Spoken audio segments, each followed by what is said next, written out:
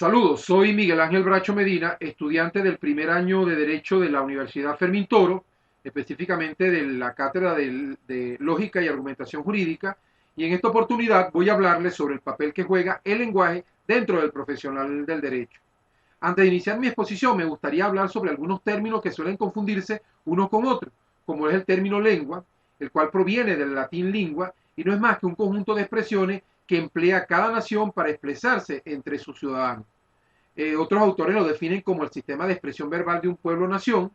Tenemos también el término idioma, el cual no es más que el lenguaje propio de un grupo humano hablado por una nación o pueblo. El término dialecto, este no es más que la modalidad de una lengua usada por un grupo de hablantes menos numeroso. Y finalmente el término léxico, el cual es un conjunto de palabras propias de una región, grupo de personas o de una actividad.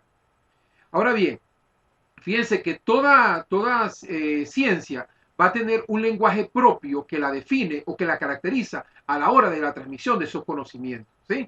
En este sentido, podemos definir que el lenguaje científico es aquel que se utiliza con el fin de transmitir los conocimientos propios de una disciplina. Así, de este modo podemos hablar de lo que es el lenguaje de la ciencia jurídica, de las ciencias matemáticas, de las ciencias médicas, entre otros. Ahora, ¿qué característica debe tener este lenguaje como tal? El primero y principal es que este debe ser claro y limpio, es decir, que ese mensaje que transmite el emisor pueda llegar de forma clara y conciso al receptor sin ningún tipo de mezclas extrañas que los conduzca a una tergiversación de lo planteado. Debe ser preciso y exacto en cuanto a su objetividad y coherencia, así como debe mantener la objetividad y nunca la subjetividad de quien lo expresa. Debe ser un lenguaje sobrio, es decir, debe carecer de adornos en excesos y de eso lo que se llaman los términos aforismos como tal. En cuanto a su contenido científico, este debe abundar en los términos técnicos referidos a la disciplina de la que trata y debe tener como norte la comunicación del lenguaje exacto y razonado de una disciplina.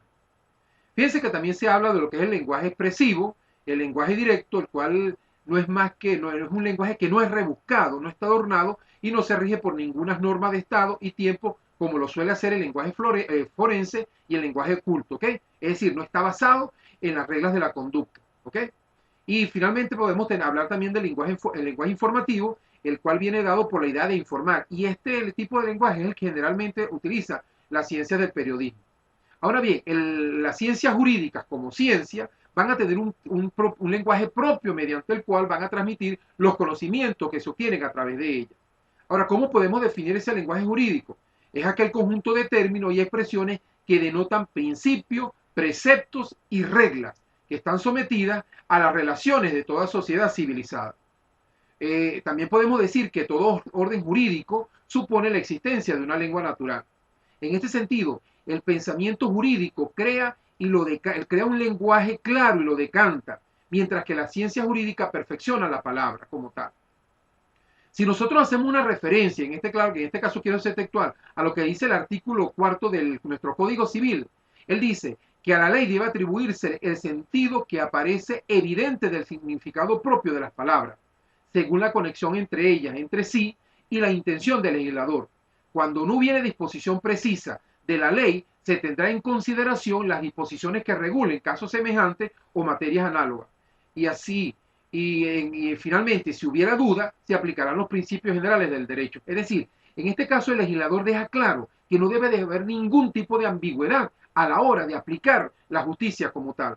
Hay que recordar que una ambigüedad puede traer como consecuencia la condena de un inocente o la liberación de un culpable como tal. Si nosotros vamos a lo que es el término del derecho como tal, la definición, lo decimos que es el conjunto de normas que regulan la conducta. Y hay también que recordar que las normas son enunciados cuyo objeto es la conducta humana. Es decir, que para expresar estos enunciados, el abogado debe hacerlo mediante expresiones lingüísticas.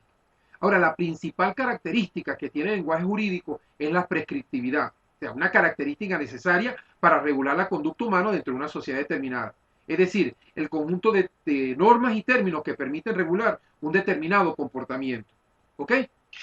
Ahora, fíjense que el lenguaje del derecho tiende a confundirse muchas veces lo que es el lenguaje del jurista, mientras que el lenguaje del derecho es de contenido jurídico, el segundo es el que hablan los especialistas como tal.